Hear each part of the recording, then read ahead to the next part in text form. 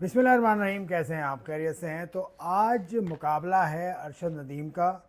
उनके साथ होंगे नीरज चोपड़ा। उनके साथ और भी एथलीट्स होंगे। टोटल जो एथलीट्स हैं वो 8 हैं। दुनिया भर के ज़बरदस्त किस्म के एथलीट्स हैं। उन्होंने क्वालिफाई किया है for the final round of the Olympics which is going on in Paris.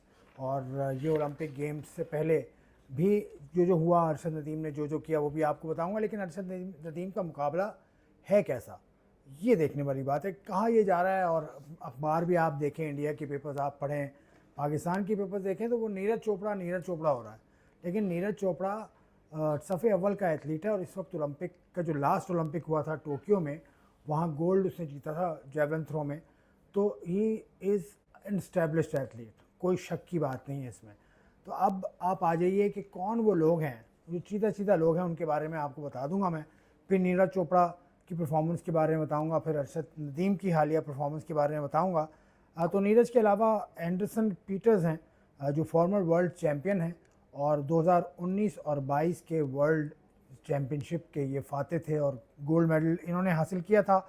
उसके अलावा जूलियन वेबर हैं, जर्मन हैं ये।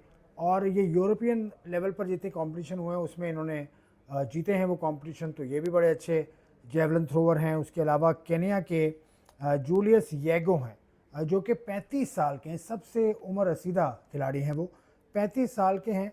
और इनको मिस्टर यूट्यूब भी कहा जाता है क्योंकि इन्होंने बजरिया यूट्यूब जेवलिन थ्रो करना सीखा है, तो ये बड़ा कारनामा है। उसके अलावा ये 2016 का जो ओलंपिक हुआ था उसमें सिल्वर इन्होंने हासिल किया था। और वर्ल्ड चैम्पियनशिप जो 2015 में हुई थी उसमें ये गोल्ड लेने में कामयाब हुए थे। तो ये तो वो एथलीट्स हैं जो अरशद नदीम को जिनका सामना है। उसके अलावा नीरज चोपड़ा तो सफ़े अव्वल का है। और नीरज चोपड़ा की अगर वर्ल्ड रैंकिंग की एक बात करें, तो हालिया वर्ल्ड रैंकिंग उनकी दूसरे नंबर पर है वो।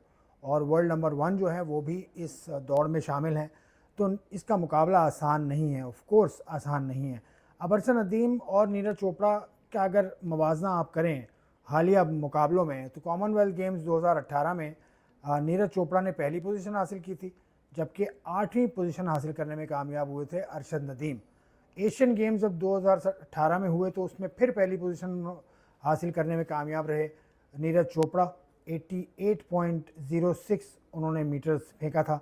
उसके साथ इसी कंपटीशन में तीसरी पोजीशन हासिल कर की थी अरशद नदीम ने, और 80.75 उन्होंने नेज़ा थ्रो किया था। टोक्यो में जो लास्ट ओलंपिक्स हुए उसमें पहली पोजीशन ली नीरज चोपड़ा ने, जबकि 5वीं पोजीशन पर आए थे अरशद नदीम साहब।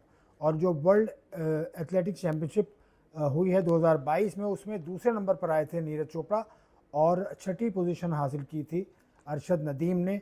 और वर्ल्ड रैंकिंग के हिसाब से मैं आपको बता चुका हूँ कि क्या पोजीशन है। और पर्सनल बेस्ट की अगर बात करें तो अरशद नदीम ने हाल ही में पर्सनल बेस्ट अपना अचीव किया, 90.18 इन्होंने किया। तो ये जो अभी पहला राउंड हुआ था ओलंपिक्स का उसमें ये चौथे नंबर पर आए थे। और उसके बाद इनसे उम्मीदें बहुत ज़्यादा बढ़ गई हैं।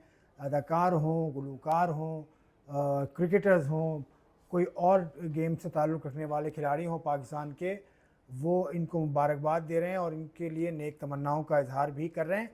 ये चीज़ मुझे लेकर चलेगी थोड़ा सा पीछे। तो 1988 में पाकिस्तान ने मेडल हासिल किया था ओलंपिक्स में, इंडिविजुअल गेम में, बॉक्सिंग में पाकिस्तान ने ब्रॉन्ज मेडल हासिल किया था। और हुसैन शाह साहब वो बॉक्सर थे जो पाकिस्तान के लिए ब्रॉन्ज मेडल लेकर आए थे। हुसैन शाह साहब से मेरी कई मुलाकातें हुई हैं। मैंने उनका एक इंटरव्यू किया था 2015 में, और वो डॉन न्यूज़पेपर में एक आर्टिकल मैंने उन पर लिखा था।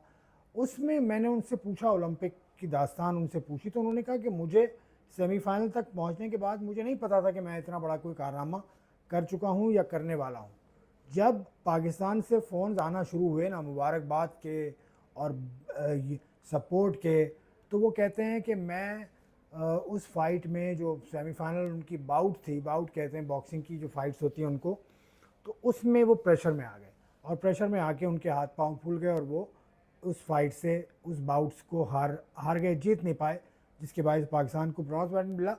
तो ये भी एक मामला है जिसको अरशद नदीम ने जिससे जूझना है। लेकिन अब सोशल मीडिया का दौर है, अरशद नदीम ख़ुद भी सोशल मीडिया पर मौजूद हैं और वो गाहे गाहे मैसेजेस करते रहते हैं। तो इतनी मुझे नहीं लगता कि इतना कोई मसला होना चाहिए, लेकिन ये होता है, प्रेशर में आ जाता है बंदा। तो जितनी पूरा पाकिस्तान उसको देख रहा है, बल्कि पूरे पाकिस्तानी जहाँ जहाँ दुनिया में रहते हैं सबकी नज़रें उस पर हैं, अरशद नदीम पर। तो उम्मीद है कि वो अच्छा करेंगे, लेकिन उनका मुकाबला बहुत बहुत सख्त है, बहुत सख्त मुकाबला। अब बात आ जाइए है कि उनकी तैयारी कैसी थी और सब कुछ कैसा था। अरशद नदीम को गुज़िश्ता तकरीबन 6-7 माह से एक कंपनी ने अपने ज़िम्मे ले ली थी इनकी तैयारी, और वो इनको पैसे की भी कोई मसला नहीं था। टोयोटा कंपनी की बात मैं कर रहा हूँ। उसके अलावा इनका डिपार्टमेंट वापडा इनको सपोर्ट करता आ रहा है बहुत अरसे से, मियाँ चुन्नू से इनका ताल्लुक़ है। तो इनकी तैयारी के हवाले से तो इनके पास एक्सक्यूज़ मेरे ख्याल से नहीं है। उस लेवल की तैयारी जहाँ नीरज चोपड़ा को देखें तो उसको तो बहुत अच्छी तैयारी उसने तो की है, यूरोप में काफ़ी अरसे वो रहे। उसके अलावा भी वो बड़े ही अच्छे तरह से रखा गया है उनको उनकी एसोसिएशन की तरफ से, तो पैसे का मसला नहीं है उनके लिए। और नीरज चोपड़ा ने अभी हाल ही में मैं उनका एक इंटरव्यू पढ़ा था, तो उन्होंने अपनी डाइट चेंज की है और वो वेजिटेरियन नॉन वेजिटेरियन हो गए।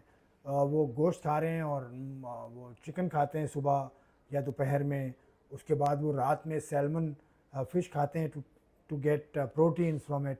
तो प्रोटीन हाई प्रोटीन डाइट वो ले रहे हैं, सैलड्स वगैरह वगैरह वगैरह। तो बहुत कुछ एथलीट्स करते हैं, और उससे उनका जो मतवा नज़र होता है वो चैम्पियनशिप होती है जिसमें वो खेल रहे होते हैं। अब Olympic is the biggest event in the world, it is जहाँ पर सारी दुनिया के एथलीट्स आते हैं। तो जेवलिन थ्रो में यकीनन एक बड़ा मुकाबला होगा आज रात को 11:30 बजे। ATV पाकिस्तान में दिखा रहा है ये मुकाबले, तो इस पर हम भी देखेंगे और हम कहेंगे कि अरशद नदीम साहब चक दे फट्टे, जैसे बाबर आजम ने कहा ना, चक दे फट्टे, तो चक दे फट्टे सब।